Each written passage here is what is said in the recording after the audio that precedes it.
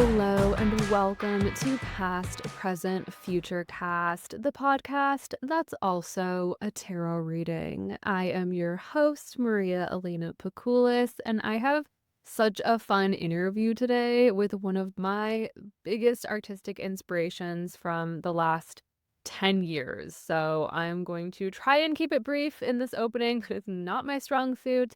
So let's jump right in. This week, Sunday, March 9th through Saturday, March 15th, we have a lunar eclipse. So a full moon eclipse. It's a full moon that's also an eclipse. It's in the sign of Virgo on Friday, March 14th, around 7 a.m. Mountain Time. That's when the eclipse goes exact. So eclipses usher in great endings and great beginnings. That's a quote from Chris Brennan of the Astrology Podcast, who Tasha and I referenced a little bit in the last episode.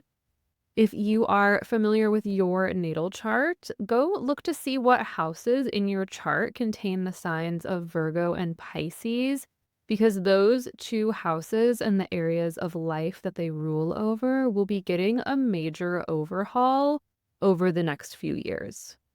If you want some specific guidance around what this eclipse season will hold for you, remember that last week's guest, astrologer Tasha Begg, is offering listeners of this podcast a discount on astrology readings using code PAST-PRESENT-FUTURECAST at checkout.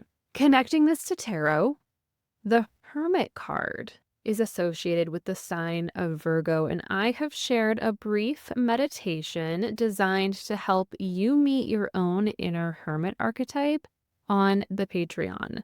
So you can become a member for free. All of the posts are available for free at patreon.com/Persephonic, PERSEPHONIC. I will put that link in the show notes. You might have to search around a little bit for the button to join as a free member, but I promise you it is there. You can join for free, access that meditation and all of the other posts that are currently on there. Let's now pull a card to see what we are being invited to let go of this eclipse season. Eclipses are often a time of massive shedding. And here we have the Knight of Swords. The Knight of Swords giving us some insight around what we are letting go of this Virgo lunar eclipse. So the Knight of Swords is asking us right now to release the need to know it all, do it now, and do it fast. The Knight of Swords is sometimes connected to the sign of Gemini. You'll hear me mention that in the upcoming episode, or the upcoming interview. Gemini is a very know-it-all sign, and the Knight of Swords likes to have all the info, all the goss, all the tea. But this eclipse has the moon in Virgo, which is a very detail-oriented sign that also likes to have a strong handle on any situation it's in. And this Virgo moon is being eclipsed, so it's being shadowed, obscured, hidden by the shadow of the sun in Pisces. Pisces is a sign that is not all about the facts and the details. Pisces is much more about the general sense, the vibes, the feels, the energetics. Understanding something on a Piscean level is very much like, I don't know how I know this, I just do. Pisces is psychic AF, and our psychic knowings do not often come with receipts and transcripts. The sun is also very close to both Saturn and Neptune for this full moon eclipse. Things are being really obscured under this full moon eclipse, and we are being invited to understand what is going on more of a felt sense rather than a factual sense. So check the vibe before you commit to something. Let go of the need to be able to explain how or why you know something, and just go with the idea that if it feels right for you, maybe it is. The Knight of Swords also likes to move really fast, and that just does not feel like the vibe for this full moon. Now, eclipse portals do drastically increase the pace at which things are happening in our lives, However, you are being invited to simply ride that wave and not try to push things to move faster than they are willing to naturally happen. If it's meant to happen quickly, it will. Don't force it. At the end of the day, my biggest advice for any eclipse season is to just ride the wave, let go of the reins, and know that wherever you land is where you are meant to. Whatever leaves was meant to go. Whatever sticks around, there's a good chance it was meant to stick around. We won't be fully out of eclipse season for another 3 weeks or so hold tight. I know I'm looking forward to whatever is on the other side. No, just a couple housekeeping notes. Once again, thank you so much for listening. Please rate and review the show on your favorite listening platforms if you are enjoying it. I'd also love to hear who you want to see me interview. DM me on Instagram or on TikTok at Past Present Futurecast or comment on YouTube. I'd love to hear from you. Speaking of YouTube, did you know that there are video versions of each and every episode over there? I know I sometimes forget to describe the cards that we're discussing for audio listeners, but I do always show them on the video version. So go and subscribe over at youtube.com/pastpresentfuturecastpod. Now, without further ado, here is this week's episode with the artist formerly known as Jacq the Stripper, Jacq Frances. All right. Hello and welcome. I am here with Jacq Frances. I can't really understate how excited I am to have Jacq on the pod today. From your website, Jacq, you are an artist, an actress, a writer, a director, a dancer, an entrepreneur, and a highly qualified entertainer for hire. I have been following Jacq's work for about 10 years now, so I know that while that list is long, it is nowhere near exhaustive. That being said, right now, Jacq, what does your work kind of look like? Where is most of your energy and attention going these days? Last Friday, I performed my very first. It was Sun Valley Night Live, which is heavily inspired by Saturday Night Live, which is something that I've watched for as long as I can remember watching comedy. SNL has always been the holy grail of what I've wanted to achieve as an entertainer. I always wanted to host that show. So I created it here in Sun Valley, and I used entirely local cast members. I've been running an open mic night for a year and a half, and I've met all of the local talent, and we put on this incredible show, and it was classy, and you wouldn't believe it. I worked clean. I did not swear. I did not strip while I peeled off something, but I worked clean, which was a huge Wow. development because my filth has always been what people love. And also I wanted to prove to myself that I can do both. So that just wrapped. We just shot our very first, or not shot. It was like no cameras, no phones, 1960s energy. Basically, I'm a director of community theater with dominatrix energy. Like You're I cracking the tell whip, like, I in just your places. well, I tell everyone what to do and they're happy to do it. And I need a lot of help and I ask for it and I receive it. And I'm very, very, very grateful because I could not do it alone. And as an actor, I've always wanted to be included in a project, right?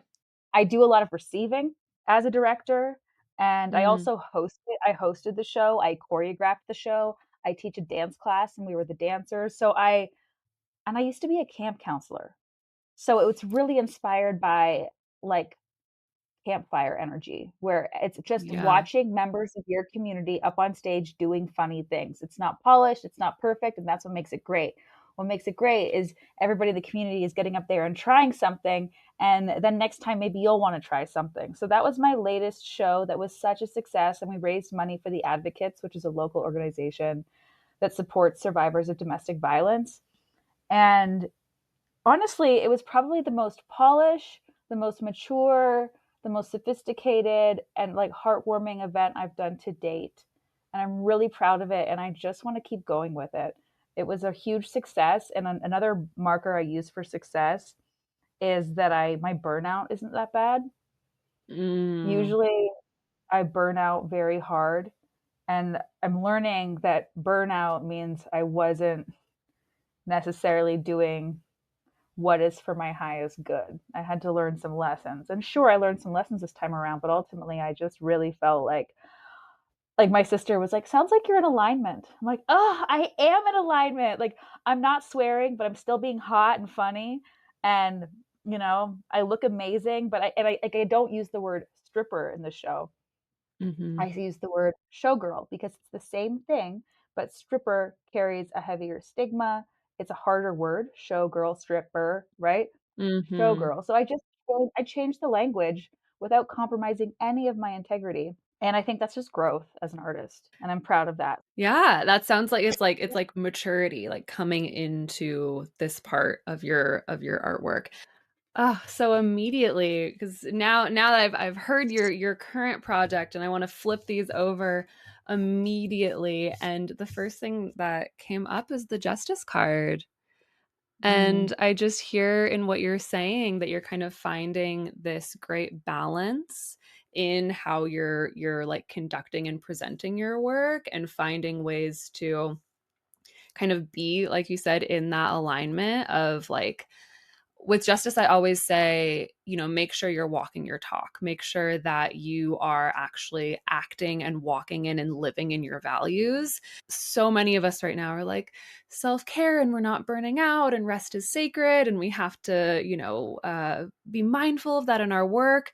Yet, those of us who are super driven, crazy little artists can also throw that out the window and get so wrapped up in a project where we do burn out really quickly. So, sounds like mhm. you're learning some of that lesson in your current work right now. Yeah, totally. And, justice, I think a lot of, activist work when I see the Mm, justice card, mhm. and And this was a fundraiser. it was a fundraiser, yes, and also one of the questions that I had for myself when I was coming up, especially in stripping, where I felt like my privilege meant that I didn't deserve all of the attention that I had, that, it should be going to, you know, Black sex workers, trans sex workers, you know what I mean? There's just so Mhm, many, I'm just wrapped in privilege, right? And I always thought that therefore my voice wasn't worthy. And I was like, well, what do I do? Right? Because my voice does matter. Everybody's voice matters. And I have a lot to say. And that just is what it is.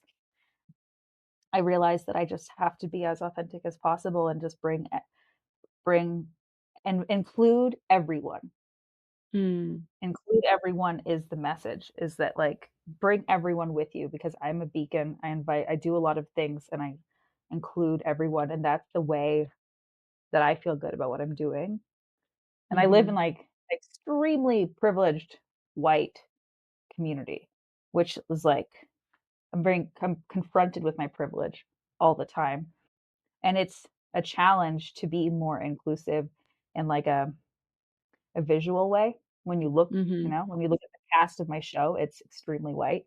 This community is extremely white and I see it, I see it. But I'm also learning that the more I do it and the more I be inclusive and the more I look for what I'm looking for and what I want, which is, diversity of experience, age, ethnicity, all the things. I know it will come. Yeah, I really try to find a way that activist work is doesn't drain me because I actually found activist work to be extremely toxic and draining when I was living in New York City. So, how do I really make a change and make an impact without, you know, bleeding myself dry has been a real yeah. dance of the last decade. Mhm. Yeah, I imagine. I know that for me, a lot of the reason why I actually even continued with dancing because lore drop, fun fact, I followed Jacq the Stripper because I was a stripper for a long time and I actually used your Tumblr blog, Jack, as a kind of Way back. starting off point. Yeah, way back on Tumblr when they still had Mhm. the porn. God, I miss it. Mhm. I was one of those people who was like fascinated with the adult industry from like a really young age. I think that is not something a lot of people talk about, but I think an experience I know handful of people that I've encountered have had where there's this like deep fascination using some of the things that you were posting and what other folks are posting online to kind of gather intel before I like dipped into the industry because I jumped from doing sexual wellness work in college. So I was in a group that did sexual wellness work, and then through that, I ended up working in a sex shop, and it was down the street from all the strip clubs. And then I met all the Yep, strippers, and from that, I said, "Ooh, I yep, will make way more money over there." So mhm, you know, that was initially it was just the interest that got me in. But what kind of kept me in was getting burnt out through I couldn't even call it activist work yet. It was my like woke awakening in college where mhm, I was in college when Donald Trump was elected and I was in college, even prior to that when Ferguson happened and mhm, attending protests, getting really interested in political work and attempted activism as like a college student burned me out really hard, and I then mhm, struggled to hold a regular job, and that was yeah, stripping was money that I could make, having fun, utilizing the skills and assets that I had, which was people always telling me that I was hot and men always being obnoxiously attracted to that. So, finding that balance now in having to leave the industry because I because I like to say I kind of unwillingly retired in the pandemic, but it's been a journey yeah, to kind of recover from that burnout and then be able to discover what kind of work works for me. Yeah, if that makes sense. are are you able to, like, work for other people? So I like to say that I have almost the exact same job as when I was stripping. I'm now a massage therapist. Yeah, you make people feel It's good. basically the same job. I work at a very high-end resort, and I have people Mhm, pay a lot of money for me to make them feel good with my yeah, touch and my presence for an hour at a yes, time. Yeah. yes, similar job, yes, totally. Yeah. Yeah, same thing, and in talking to coworkers about, like, navigating weird people in the massage room, I'm like, "I've got this. I It doesn't phase me. I'll tell someone to quit it or I'm gonna leave in a hot second." Yeah, exactly. But I hear you talking about in your current work how you're now receiving. You're able to ask for help and receive help. Yes, And the other card yes. that came up here was the 2 of Cups, which Uh, feels dead on of this, like, reciprocal nurturance in your mhm, work currently. yeah, totally. Yes, giving and receiving, and, like, in a way that feels authentic and good. Yeah. Yeah, I like And that 2 of Cups energy, that's nice. I I'm love that looking for, like, more of a yeah, I'm looking for new collaborators, so that's a good omen for me. Mhm. That is a good omen for you, looking for some new collaborators. And watercolor has been a big part of your current work. Does that still feel like it's a main part of your work? Is that starting to phase out?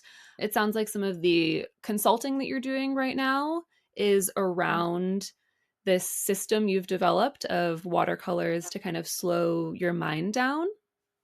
correct. Yes, I paint, every day. Every single day I paint. I do a lot of, like, text-based paint or journaling, and it's not quite like, I used to illustrate a lot and do a lot of comics, and that's sort of what put me on the map for my career, and I'm so grateful for that. I It's not coming out of me like that lately.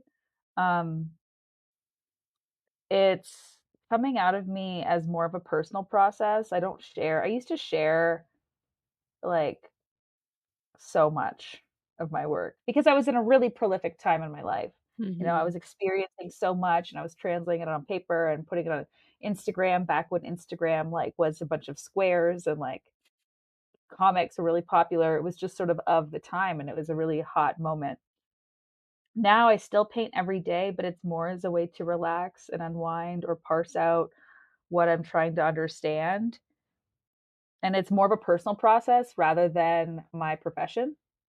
Mhm. Now my work is changing a lot. I'm trying to work less. I've done so many things. I'm trying to just not do so much. So painting has taken it's always been a very significant role in my life, but it's taken a backseat professionally.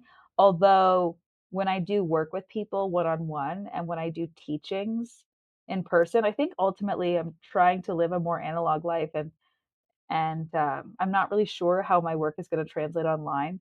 But like when I'm with people, I make them paint all the time. Like I'm an art Mm. teacher. I'm always like write it down, paint it out, have some feelings, and then like take it home and put it on your fridge.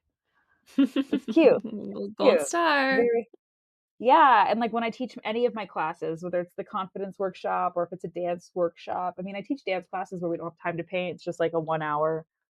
I teach stretch classes too now, which is really fun. Um, I love but that. what yeah, the stretch class is a hit. Turns out we all do too much, and we all need to Mhm. do less, and I'm here to facilitate that. We're gonna roll on the mat, like, yes, on Monday, we rolled around on the mat to Janet Jackson. People like it.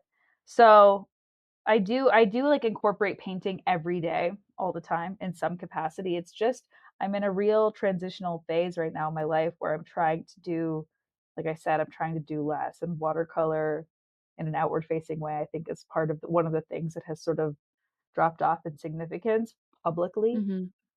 Privately, still, like, I'm very diligent about my art practice. They say that like, the most successful women in the world are that way because they have a very sacred morning routine, and I've had a sacred morning routine for, like, 15 years. So, painting's part of that. Can you share any other parts of your morning routine? Yeah, I wake up and it's changed over the years, right? I'm like, I don't drink Mhm. coffee anymore, but I wake up, and now I have a dog. Well, I've had dogs throughout the years, but I wake up, I drink a tall glass of water, I make like, right now, I'm into clove and lemon juice tea. I write 3 Mm. pages in my journal.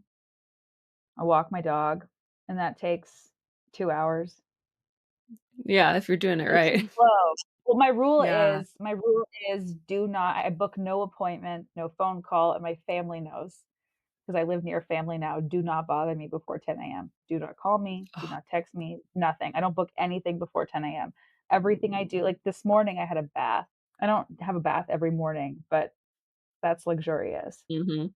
Yeah, and I just do what needs to be done. I do a lot of, like, food prep in the morning too if necessary, but there's nowhere I have to be and nothing I have to do unless I have to catch a flight before 10 AM. 10 like, and I wake up at 8 or, like, 7:38, my dog wakes me up, so it's just, like, it's slow and, reflective. There's meditation in there sometimes, but the writing is essential.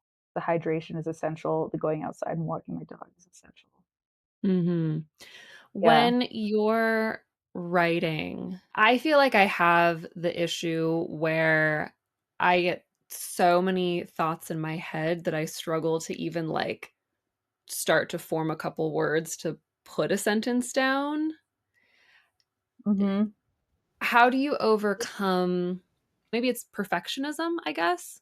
Well, so I write every morning like I take a shit every morning. I have to do it to get what's in here out of my body because it doesn't serve me. Mhm. My writing isn't interesting, it's not poetic. It's like yesterday I went grocery shopping and like yesterday, like for example, yesterday yesterday I forgot to pray before going skiing and I got hurt. The one time I forgot to pray. So it turns out prayer works. I pray to the mountain, I pray to the Shoshone Bannock people or the land of the Shoshone Bannock people and I ask for safety because skiing is a dangerous sport. And I think yesterday was like day 61. I'm trying to ski 100 days, and I pray every single day that I go on the mountain. I don't know how I got to this. Oh, this is what I wrote about in the morning. So I just like wrote this morning. I was like, prayer works because I forgot yesterday, and now I'm icing my knee. You know what I mean? And I was like, There and I you go. haven't gotten hurt. Knock on wood. I haven't gotten hurt at all since I've been doing this extremely dangerous sport, and I take a lot of risks. So I was like, "Oh my god, like prayer works." I just write whatever comes to mind, or I write like, "Oh, I feel fat and tired today." This is a problematic thing to say, but it's a real feeling, right? And then I'm like, "Oh, I guess I feel this about once a month. This is normal." Just write whatever you're feeling, you're thinking. You don't be precious about it. It's not for posterity. I burned all of my journals just Mm. over a year ago. Just over a year ago because I had a vision that I was carrying around. I was dragging around this heavy suitcase, like a Mm. trunk. I was dragging it around, like the belt was over my shoulder, and I was dragging it, and I was like, "What?" am I carrying or what is that? And I realized it was my old stories. And so I Mm. burned them all and I roasted a marshmallow over them and I made a Nice. s'more. So that goes to say, don't judge yourself for what you're writing, just sit and write because Mhm. I've written every day since I was probably, like, 7. You know what I mean? Like, that I've always kept a diary, always, and I used to write in the evenings, and then I think, like, God, I started writing in the morning. I don't even know when. It's been, like, at least 15 years, but I just write every single day, and 3 pages is my minimum because of Julie Cameron's book, The Artist's Way. I've always just sort of Mhm. written 3 pages, and if I can't get to 3 pages, I do bigger text and I'll write a gratitude list. But just, There you like, get go, it yeah. out. You can't think about it, you just do it every day, and then it turns out, I'm a really powerful speaker, and that's because I write every day, because I'm, writing, and without judgment, and I'm able to share openly about pretty much anything, because when you put it on the page, you're it becomes a little bit real, what you're thinking, what your thoughts are. But when it becomes real, you can take them or leave them. You can look at them, you can observe your thoughts, right? It's not going to be perfect, and trying to make it perfect is exactly the way to ruin everything.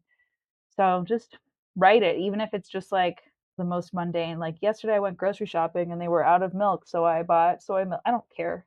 You know what I mean? Just write Yeah. anything, and it's if you do it every day, you'd be surprised how that could change your life.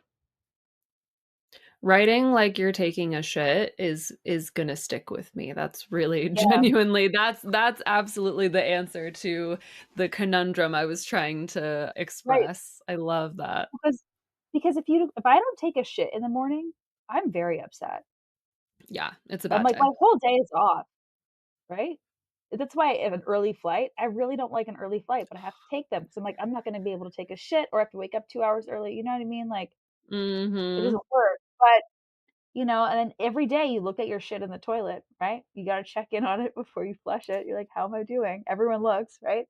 And I think writing is the same way. You just get comfortable observing your thoughts, and it's trash, but, like, you just get comfortable being like, "Oh, I'm not special. I have, insecure, self-loathing thoughts too."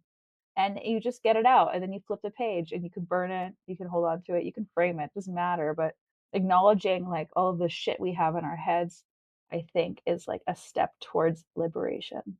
That makes me think of maybe this is a non sequitur, maybe it makes sense, but that makes me think of your character creation and how over the years you've made content in different characters. Mm. And in some ways, is that kind of like getting those parts of you out? Not that they're shit, but like clearing that persona or that kind of image of this type of person, like Brian.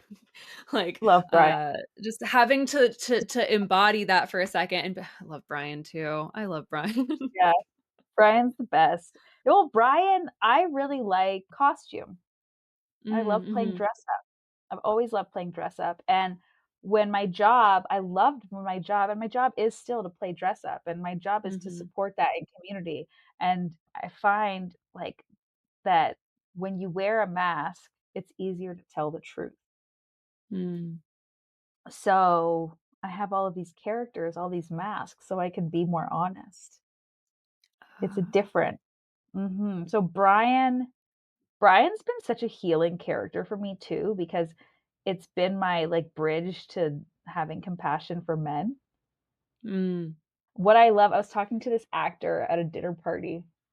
I think he's in White Lotus. He told me he was. His name's Scott Glenn. We're at a dinner party, and he was talking about I was like, "Who's your favorite actor to work with?" And he's like, "Marlon Brando." I'm like, "What is it?" I'm like, "What did he tell you?" And he said, "Anything works. Anything. Throw a pencil across the room. Anything works, you know? Try anything." And he asked me, I was like, "You know what? Like, I love acting and I love being characters because" I was like, "I love being Brian." And he's like, "Who's Brian?" I was like, "He's this really insecure man who hates himself." And he's like, "Why do you like playing that?" I was like, "'Cause I never get to be that in my real life. I never get to be insecure and self-loathing in khakis, a button-down shirt, and a fleece vest. That is not my lived experience." Do you know what I mean? yeah. And when I get to be Brian, I get to just publicly have slouchy shoulders and, like, second guess everything and just not want to be in charge and I just want like attention and I'm frustrated. You know what I mean? Like Brian is Yeah. really vulnerable, you know, and Mhm. honest and he's like and he's yeah, he's like a really vulnerable man. And I really like playing that character because we all experience like vulnerability and fear and hating ourselves, but we're not allowed to show it, or are we? Right? But I find a way to show it with Brian, and like I love being that character because I like talking about his progression. You know, like over the years, Brian has become more confident He's and opened up a lot. he's opened up a lot. He after 6 years, he bought a new shirt. You know, he's feeling better about himself. He has more self-esteem. He moved to the Wild West. He's got some cowboy energy now, you know? And like I and these characters all just like inspired by my parents. You know what I mean? Like those are your Oh, I first love people that. you emulate, right? My mom is Brenda and my dad is Brian. And and I have so many more characters brewing, but it's just fun to be someone else. Mhm. And that's what I'm trying to support by directing community theater. You know, you give Mm. everyone and because it's not precious, well, it's precious in that we all get together and it's very cute, but like it doesn't have to be perfect. But like, I'm like, here are your lines, get up on stage. This is your character and go for it. And we have 2 days to rehearse. So it's not going to be perfect, but just get it done. And I tell everyone, I tell everybody, I say the best clown or the best dancer is the one who's having the most Fun. Is it fun? fun. Yes, Yes. fun. So you just have to be having fun. And like it's fun being in a costume. And now I live in a small town, right? I grew up in a small Mhm. town, not this one, but I grew up in a small town, so I'm familiar with small town mentality. And people are so afraid of being judged and being talked about. I'm like, newsflash, you are being judged and you are being talked about. So give them a good show. You know what I Yes. mean? Like, who Yes. cares? Who cares? And it helps to have a good show. And one of my students, one of my dancers, she's like, I'm a little bit nervous about being on stage. You know, like I've challenged, like I've had challenges with my body image and things like that. And I was like, wear a costume. I was like, wear sunglasses. If you don't feel comfortable, just put on some sunglasses. She danced in sunglasses and she was like, oh, you're so right. I was like, yeah, like, just put on a disguise, put on a Mhm. mustache, or sunglasses are great because you feel cool. And I personally am a huge fan of sunglasses because they are a boundary between me and the outside world when I am in the Yeah. outside world. And I'm a very sensitive person. I'm very shiny. A lot of people want to look at me. A lot of people want to touch me without my consent. I don't like it, but sunglasses are such a help in like shielding that. It just Mm. makes you inaccessible. It makes you less vulnerable. So, like, just put on a costume. Sunglasses are a great costume. Yeah, Mm. sunglasses and a hat. At work, like, energetically, I've started braiding my Yes. hair and keeping my hair kind of in and tucked away. Ah, well, hair is very sensitive. Yeah, just like, I Interesting, don't interesting. need to take you home with me energetically. Well, I get that. Yeah, that's work. Yeah. Yeah, slick Do it you back. think that I felt this way. Do you think that pleasers in a micro bikini is also this kind of, like, costume that, whoop, Yes, removes you from the situation, and now yes. you're whatever You other have a name different you've name. chosen? The name is Mhm. the first thing. The name Yeah. separates you. The environment, right? A strip club doesn't have windows. The Mhm. lighting is very dark, it's fantasy lighting. A stage is a really great boundary between you and an individual. The shoes literally are elevating you.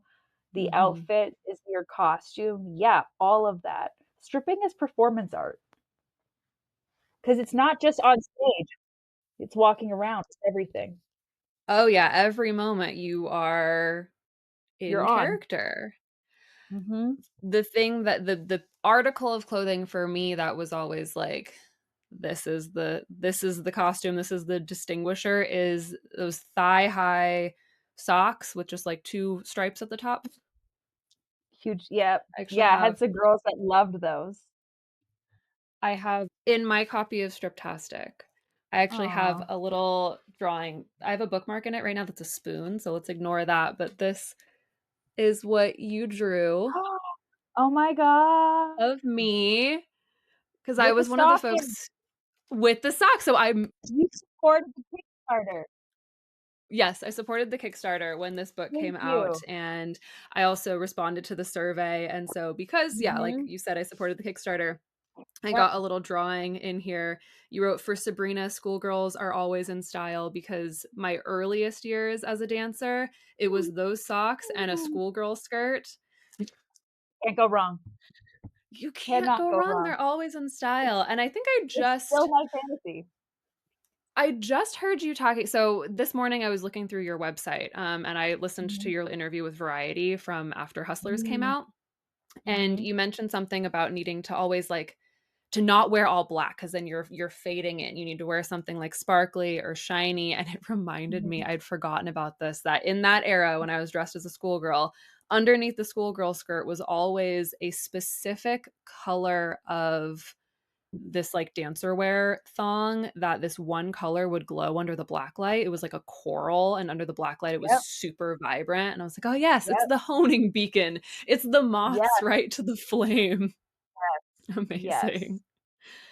So there's so many past eras. There's so many past eras. I feel like you, and one of the reasons why I really wanted to have you on the show is because you really embody and exemplify and show publicly out loud the constant evolution of the artist. There's so many, I can think of a lot of distinct phases for you, and of course, they've bled into one another. What are some of your favorite past eras or ones that you think made the most impact on your current work? I mean, Jacq the Stripper is Mhm. iconic. Is Jacq the Stripper a character in the same way that Brian is a character? Jacq the Stripper, she'll never die. I've tried to kill her so many times. It's so funny, like, I'm trying because there's so much more that I wanna do, and also, stigma is real, and it follows you Mhm. everywhere you go, and I live in a Mormon town where I'm trying to get work doing other things, so I was like, "I really gotta," and I was trying to kill Jacq the Stripper before I moved to Idaho, but she won't die. She is lore. She's amazing, and also, like, I'll always be her, you know? I love her, Mm. and she was so brash and loud and outspoken because I had a private life where I couldn't be. Yeah. Yeah, I was in a really toxic relationship that whole time where I had to hide part of myself, and I think a lot of people can relate to that. So, I had this character that was just so loud and proud, and I think that was really important because I don't know that I could have survived in my private life without having that outlet. So all of these Mhm. characters are created out of a real necessity. And like I really love Brian because these are all personal reasons why I love these people, right? But the impact I have no control over, right? I just need to do this. Mhm. So the impact of Brian, like Brian was born on Halloween. 'Cause I always loved dressing as a man for Halloween.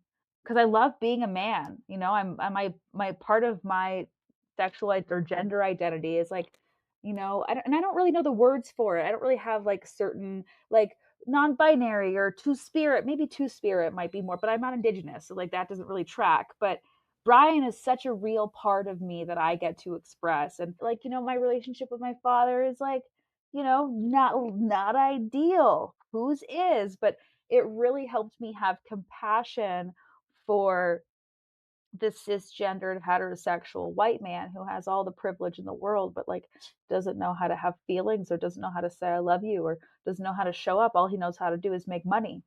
And Mhm. I think I was able to have a lot more compassion for the men in my life by having a character because I always play my characters with like with love and truth.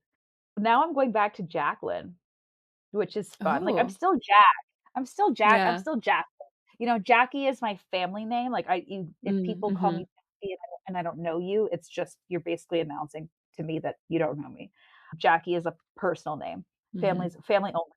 You know, and funny because I used to hate being called Jackie. But when I moved to Idaho, I have a lot of family around, so they all call me Jackie, and I just it makes me laugh now because I was like, "There's nothing I can do about this." You know what I mean? Yeah. Like, that they are allowed to call me that because that is who I was as a child, And Mhm. Jackie is like my inner child, right? So I need to nurture her and like hold space for her. So she's around too. But when I notice this is when I go to bars, which I started doing again because whatever, because if stripping is far enough behind me and like when I go to Yeah. bars, it's very loud. And if I introduce myself as Jack, everyone hears Jen. Oh, And so yeah. I say Jacqueline, and no one forgets Jacqueline. Because I'm also like, and I also just keep hearing Jacqueline can have anything she wants. And it's so true, you Jacqueline know? can have anything she wants. And That's she very, also, like, we just Jacqueline gets what she wants. Jacqueline gets everything she wants. So I was like, "Oh," I'm like, I'm all of these people, right? And Yeah. either you can call me any of them, and like it's situational. It's based on the relationship, and like Jack is just like what my friends call me, and it's my professional name. But Jacqueline is also my professional name. Like I'm not precious between Mhm. Jack and Jacqueline. I just don't. I just like if unless you're my uncle, don't call me Jackie. And maybe that will change, but for now, that's what it is. Whatever character is going to emerge next, like I have a character that I'm going to grow into. Like I've been brewing this character for a while, but I'm not old enough to play her yet. Like she's this like mean old woman, and like Nice. but she's not mean, but she's like the misunderstood villain. And I've been like playing with her for a while because like I had my villain era last year, but there's just like, oh, it gives me something to look forward to because I kind of there's this movie I want to make starring her. Well, she's not the star, but she's the villain, so the villain's kind of the star. But her name's Cash, Kash, Catch. Cash Beauregard, which Cash with a Beauregard means K. yeah, Cash with a K. Cash Beauregard, and Beauregard in French means good looking. So Mhm. she's an aging capitalist brothel owner, and this is the film that I want to make. And I kept thinking I'm going to make this film this summer, this summer, this summer. It's called Cougar Canyon. It's about where I live now. But I recently, because I had so much going on, and I was like, you know what? And I had the screenplay like printed on my bulletin board, and it was taking up all this space. And I took it all off my bulletin board. I was like, you know what? It is not the time to make this feature. I need a budget to make a feature. I need to be paid to write the screenplay. Like, I just like grown ass woman shit. Like, you know what? If the money isn't Mhm. there, neither is my time. And Mhm. it will show up when the time is right. So I took all of that off of my bulletin board, and I have a clean slate because this year my theme is relax. And I put it in a Mm. manila folder, and I realized I was like, I'm not old enough to play Cash. I just turned 38. Cash is at least 45. You know what I mean? Cash is mature. She's Mhm. a brothel owner. We don't like, sure, there might be 38-year-old brothel owners, but like, like the madame, she comes along. Like, I need more lines in my face before I embody Yeah. that character. So I put her away, and I will become her one day. But right now not I'm just not working on that and giving myself permission to take because I want everything now. And I think a lot of people can relate to that. Like we live in a culture where we're constantly fed these images of people who have everything now or appear to have everything now, so we want everything now. And I just had this real reckoning of like what that's done to our species. Mm. It's just That immediate killing. gratification. Mhm. Yeah, well, we're just turning the whole planet into a landfill, and we're not being conscious. We're just greedy and insecure, and I want more for humanity. So I am working on doing less, relaxing. Like I have no plans right now. Like I got a message from my ancestors that said clear your schedule. And so this last show in February was the last thing I had booked. And I have since cleared my schedule. I have nothing coming up. I have one trip because I actually have two trips because I've been invited. I have a couple of calls today actually for people who are inviting me to do something, but I have no plans.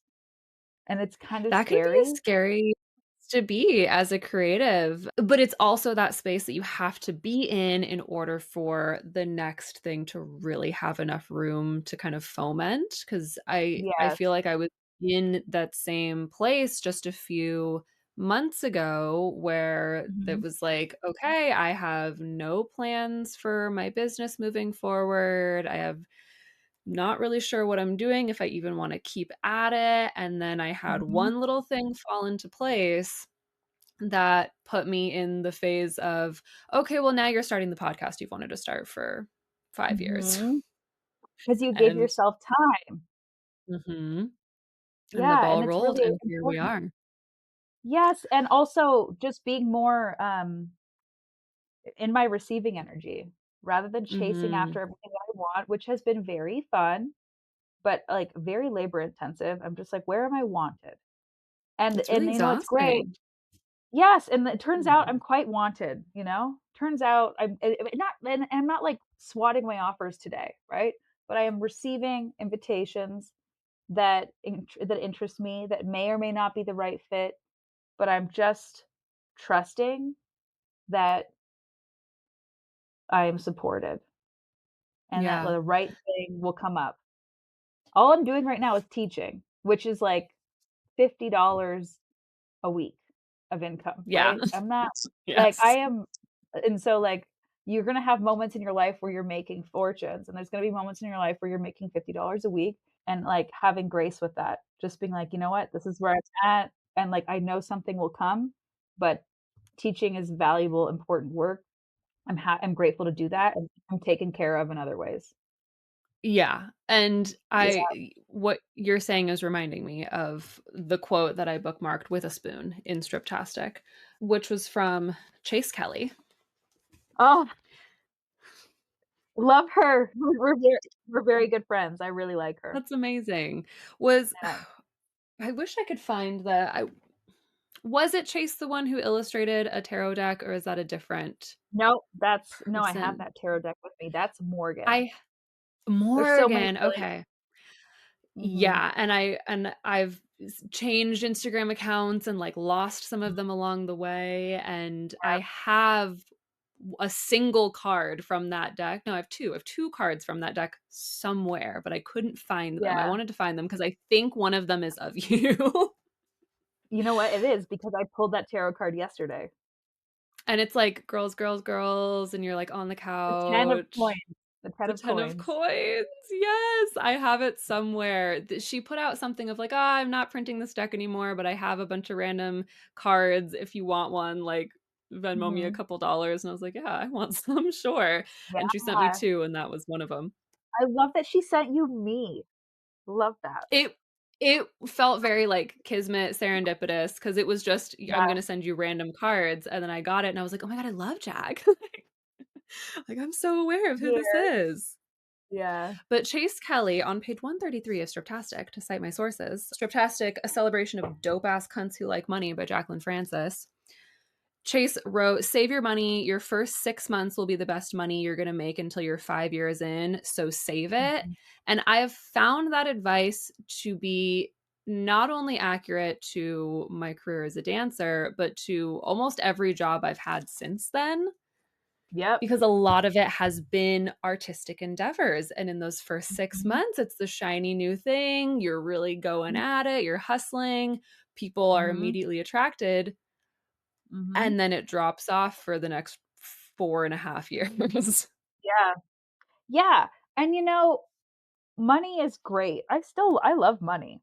I do, and there's moments but I also something I bring up a lot when I'm being interviewed about my work as a stripper is that I was never the top earner. Mm, I'm mhm, just really smart about the money that I do make, and I really believe in investing your money wisely, which can mean mhm, for me, that meant traveling the world and pursuing arts education. I already had my mm, college degree. I went to school in Canada, so it was very affordable. Um, but I invested it in my career. I invested it in time where I could, you know, I had the luxury of time. So it's what you and I identify and while I'm not like while this current moment is not a time where I'm receiving a lot of money, I am receiving a lot of support. So it's important to think mhm. about resources in a different way. But there's times when you're up and there's times where you're down, but I'm still living off of the success of the money I made 15 years ago because I was really smart with how I managed it. Mhm, yeah, and what you invested in, absolutely. Yeah. So there's this really interesting parallel that's come up in the cards that I've flipped over for your past and your present. So with the present, we talked about there was the 2 of cups and justice. Mhm. Mhm. And this feels like quite the maturing of the cards that have come up in the past because we have another 2, but now it's the 2 of wands. The exotic Cancer Mm, deck is so fun where wands are like vibrating sex toy wands. cool. And that there's we've talked about this, like, previous experiences of burnout or just doing too much or the Mhm, chasing rather than the receiving, and so there's mhm, feels like this, like, maturing from the 2 of wands and that eagerness, that young energy, that, like, external striving and versus the 2 of cups, which is allowing for more receiving, allowing mhm. for rest, allowing for the inspiration, the ideas, rather than constantly chasing and running towards it. And Yeah. then even the other cards have this parallel where we've gone from the King of Swords to Justice. So both really heavy on this swords aspect, both really heavy on the logic, both really heavy on this like cutting through to the truth, but Mhm. still a maturation of doing it much more in alignment versus in the king role, which can get a little like rigid or focused on rules or what other people kind of want you to communicate and create. Well, isn't the 2 of Wands in the, like, the Rider-Waite deck, isn't that, like, waiting for your ships to come in kinda thing? Like, Mhm. you're sitting Mhm. overlooking your kingdom. Yeah, that's one way of looking at it. Are they coming in or are they going out? You know what? I don't know, but, like, I love looking at the ocean Mm, and making time for that. Like, I really like, one of the things that I want more of in my life is I want to watch more sunsets, you know? Like, just something like, who doesn't love watching the sunset? Happens every they're day. How often beautiful. do I go and look at that? Yeah. Living in Arizona, I think I have some of the best sunsets in the world out here, and it's always Yeah. a treat. Yeah. So that's my future? Can we review this reading? I This can't is your remember. past. So this is looking at My the past. Yes, we c Okay. so looking at the past, there's that 2 of wands and Mhm. the King of Swords. So Okay. we've talked about like prolific writing, creating Yeah. comics. Like you Mhm. in the past, there's been a massive output in what you were doing.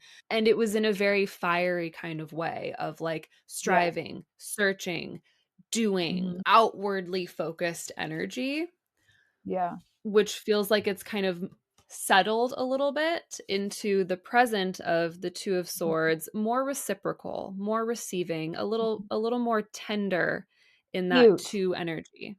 What was that? It looks cute.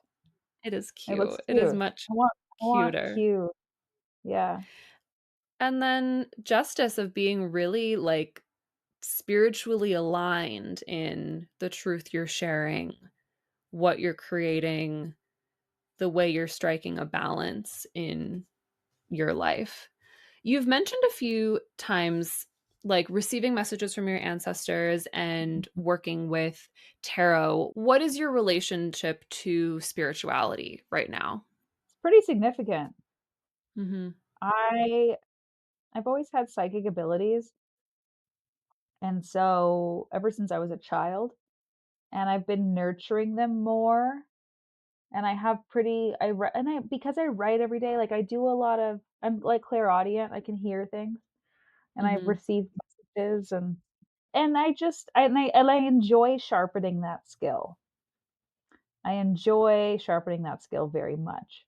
So, I spend so much time, like, listening to, like, audiobooks and things about, like, the metaphysical space and quantum physics and meditation. I really like symbolic imagery, and I also just listen. Like, it's not often, but I hear very distinctive voices. Like, I never really took a liking to religion.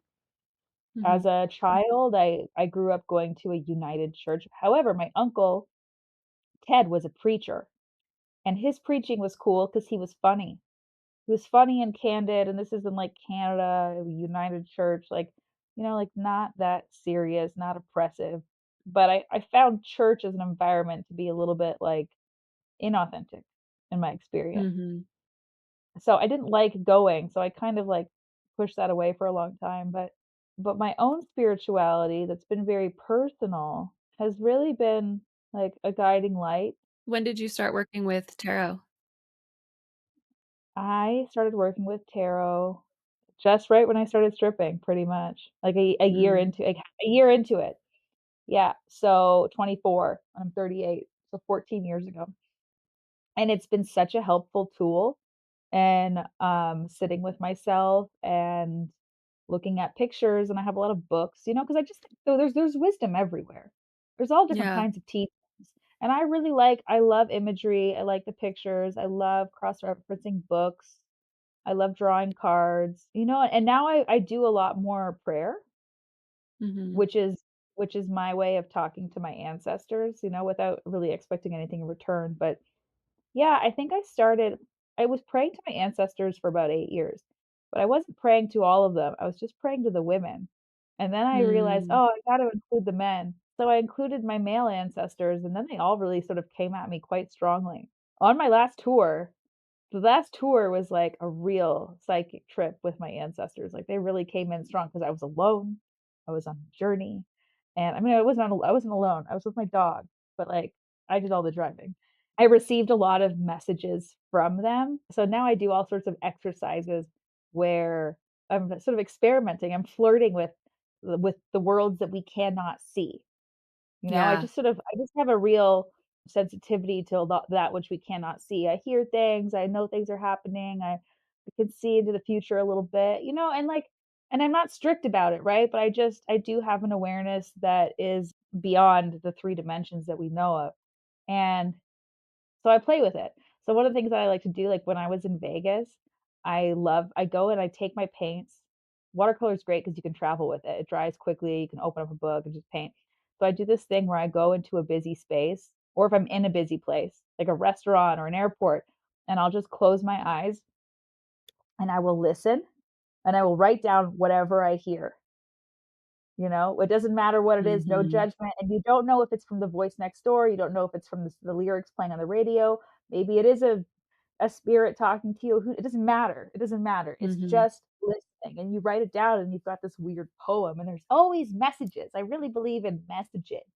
What's so funny? Yeah. Like, I keep seeing 222 everywhere, and you sent me 222. And I was like, "Oh, interesting." Like, then apparently, this means that love is in the air, and I And we've had 2 twos come up. exactly. So I'm like, "What is going on here?" And I just pay attention to the Mhm. synchronicity. It's kind of like a flirtation with this experience on this planet. It's fun, and it's not always fun. Sometimes I get messages that are, like, alarmist, and that scares Mhm. me, and that's life. Sometimes we're scared, and Yeah. when I'm scared, it turns out hanging out with my family makes me feel better, like, it's pretty simple. If you're scared, call a friend. We don't know what life has in store for us. We just have to really be grateful for every day that we have, because, like, being human is a pretty special experience. Like, Mhm. to be in this body, like, I feel so grateful that I get to be a dancer. Dancing is just one of the most exciting, ways to participate in this human experience, to dance and to swim. I love swimming. Mm. Big swimmer. I love like, swimming naked is one of the most incredible physical pleasures I've ever experienced in my life. It's like skinny dipping, and just Mm. the treat to have a body and to be able to play with it, and, like, that's pretty cool, so I wanna just enjoy it for as long as this ride's meant to last and share that wisdom with others. I feel like there is such a strong pipeline of, like, stripping to having spirituality be really in the forefront of your life, and I think there's something to be said of, like, strippers in current society being kind of the analog for the priestess in the temples, way back in ancient times. It feels Yeah. it always felt like that was the role that I was stepping into and that I was playing in such a, like, weird, twisted, bastardized 21st century version of it. But so many of the people who I've known who have been sex workers are so psychic, have such sensitivities, have such amazing connections to spirit, and I think there's just something beautiful there. Yeah, I've always said I relate. I've always said it's goddess worship.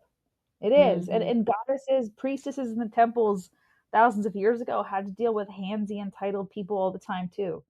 You know what I Yeah. mean? And, like, libations have always been a part of it, and, like, you know, connecting with God, connecting with sex is, like, so similar, right? It's this, like, intimate experience that makes us feel powerful and powerless, and yeah, I fully believe that, and I think it's like, what is it like leaving the strip club and practice still practicing that, and what does that look like? Because that's what I was put on this planet to do, you know? I always joke, I was like, "I didn't choose this body, I just knew it was meant to be looked at," you know? And, like, I but the thing is, though, I think I did choose it. I did choose it, but, like, I just know that I'm very sparkly, like, I have a, like, being highly visible is like a gift Mhm. and a curse. For example, I went out dancing on Saturday night after the show. I had so much fun dancing. I was touched without my consent by 3 people, and all Mm. of those people were women, and I was just like and I had this real moment when I was dancing. It stopped being fun because these people felt entitled to touch me, and Mhm. I had this real moment of like, "This is my life." And I had no problem I had to take one woman's hands and say, "Don't touch me." And she was not happy about it. Do you know what I mean? And I'm also like, even though I'm in a small town, I'm still a public figure, right? I am still Mhm. like I'm like, "Please come to my events, please come and feel welcome." And I still have to grab people by the hand and say, "Do not touch me, I don't like it." Like, Mm. I gotta deal with being unlikable, with being a bitch, like, all of these things, but this is my life. This has always been my life. Like, when I was 3 years old, my mom took my sister and I and my father to Bali, where I lived as a toddler, which was super formative for me. It's why I love being naked outside because I was just naked outside. But one of the things, this was in the 1989, this is 1990. And Bali didn't quite wasn't quite on the map the way it is now. And there weren't a lot of tourists there. And Mm. I was a tiny little blonde white baby, and a lot of people hadn't seen that before, and a lot of people touched me without my consent because they were excited to see something they hadn't seen before, something bright, sparkly, novel, blonde, right? New. Mhm. So this is like being assaulted. I don't. It is the shadow side of what it is to be a beautiful woman, and it happens from women just as much as it happens from men. It sucked because I was on the dance floor and it killed my vibe. Like, it stopped being fun. I had to take a minute, you know? And, like, one of my Mhm. friends, she was like, "Wow, people really like to touch you." You know, she was just watching. We were dancing together, and she just noticed how so many people come up to me and feel entitled to touch me because I am a goddess, and people wanna touch the Mhm. goddess. People have to know not to touch the goddess, and the goddess has to teach you that. You know, we all teach each other, but that is what it is to be in this body in this lifetime.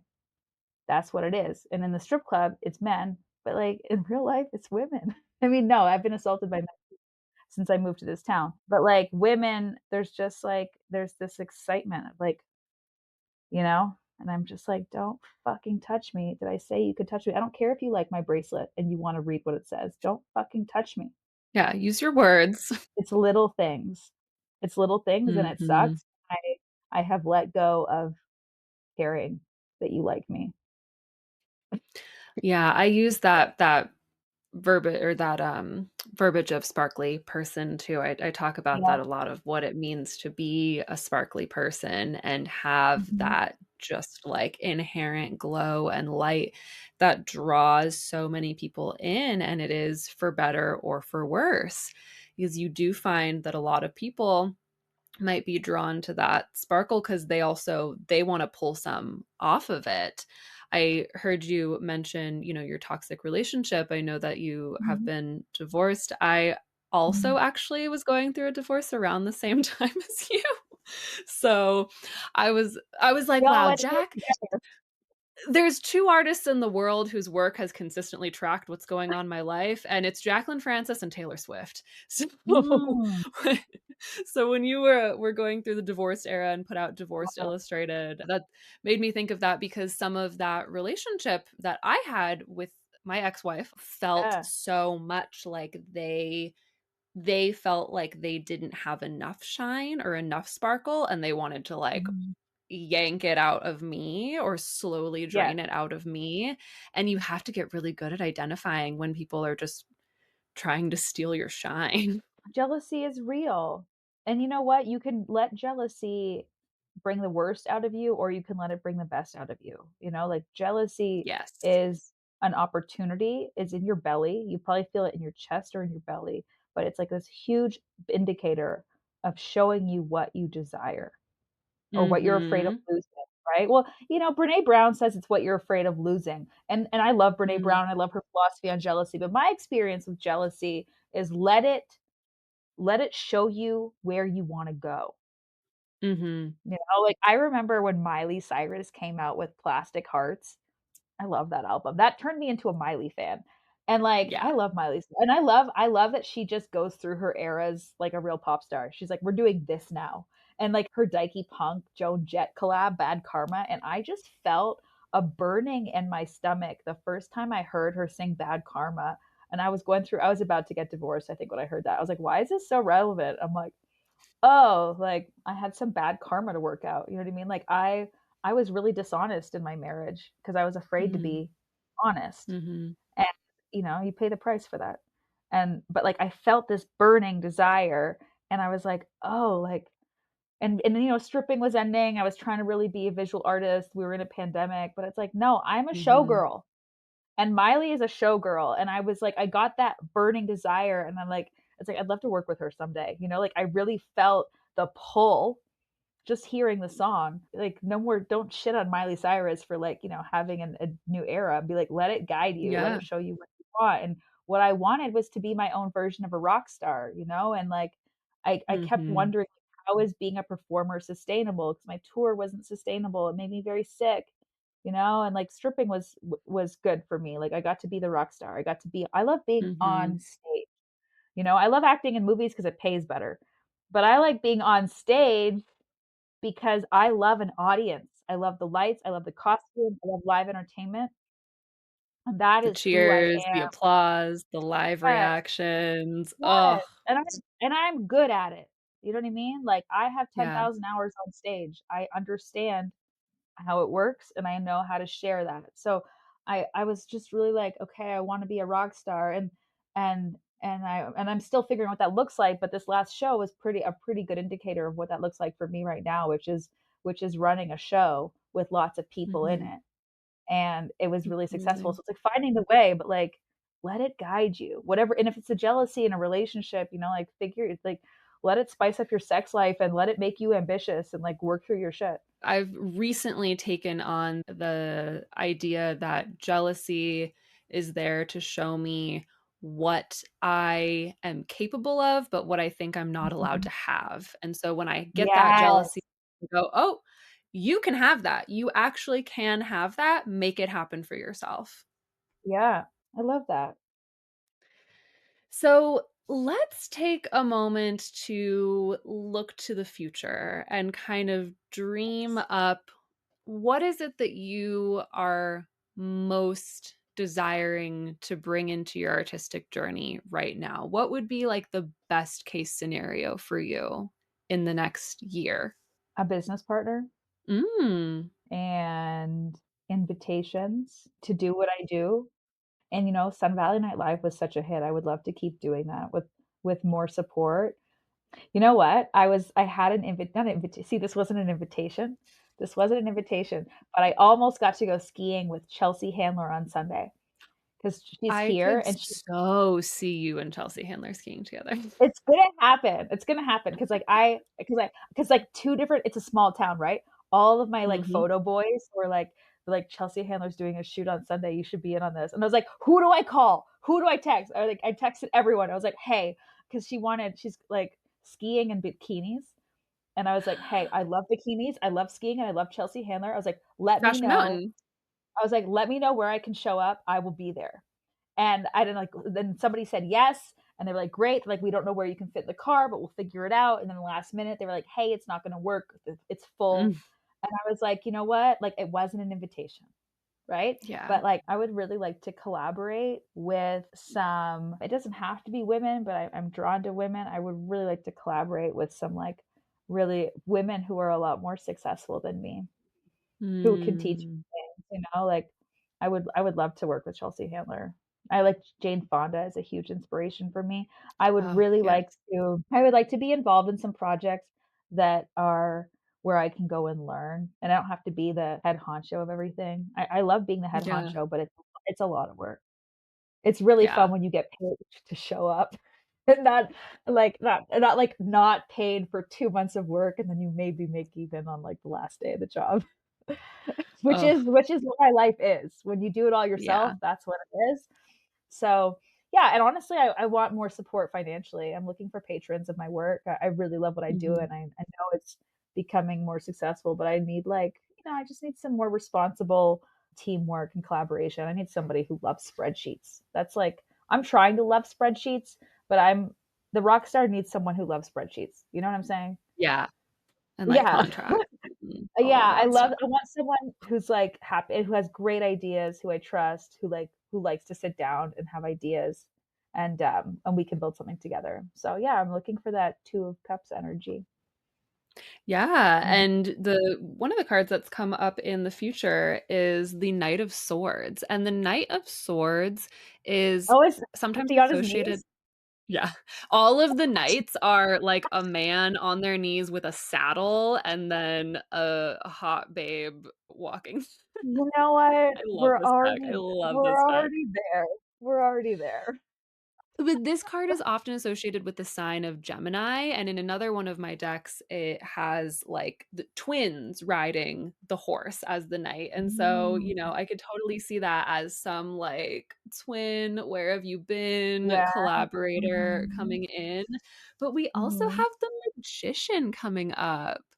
The magician Let's pulling the go. rabbit right out of the hat, bringing forward, like, Yes. all of those resources that you have, Mhm. everything that you've kind of accumulated over this epic, honestly, career in Yeah. artistry, bringing that Mhm. all together and then, yeah, pulling that rabbit right out of the hat. I could totally see that coming Let's for you. go. Okay, great. I love This has this. Yeah, been amazing. I have one last question for you. I'm yeah, curious. Do you miss stripping? yeah. I really I really miss intimacy with strangers. Mm, I miss cash. I miss being handed cash. I train my audience to always bring me cash 'cause I like it. Um, yeah. but I really miss like, there was a male stripper review that came through Sun Valley I a month saw that. ago, and it was such a fun night. I had this guy, the best stripper too. He was daddy. He was the one who was in charge. He came up to me and he recognized me too. He was like, "I know you from somewhere." And he was like, "Hey, mama." Like he didn't know, but like I was like, "Oh, hey." Yeah. And he gave me the proest fucking lap dance ever. It was so hot and it was so fun and flirty. He had great moves and it felt so good to just be close. Like a lap dance is such a comfortable energy for me, right? Because I've given them for so long, so I know how to receive a lap Mhm. dance, Yeah. right? And like just touching someone's body gently, sensually, and just like enjoying that, I really miss that. And Mhm.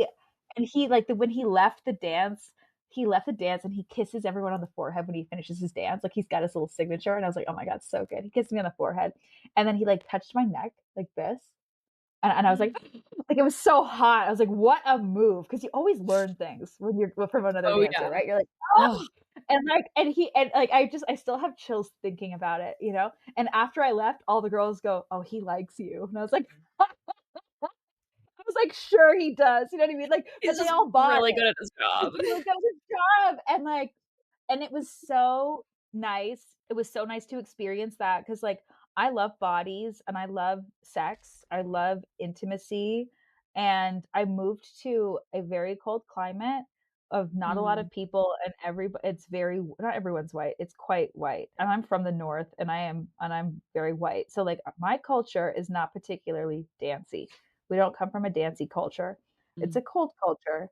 And so I always struggled growing up because I always wanted to dance and be flirty and be hot, and I just was judged all the time. And nobody would dance with me or be flirty with me and be hot with me. And and so I live in this place. I have a date on Friday. So I have a date, but this date that I'm going on Friday, this is the first date I have been asked out. I've been here almost 2 years. I have been asked out on 3 dates in 2 years. Oh my god. Yeah. Well, you know what? Like, and it's kind of sad, right? Because there's plenty of people. Well, there's not plenty of people around. There's not a lot of queer people, but I haven't like not had much of like an intimate personal life. I've tried to like date a handful of like I've tried to have fun with some people, but it hasn't been fulfilling at all. Mhm.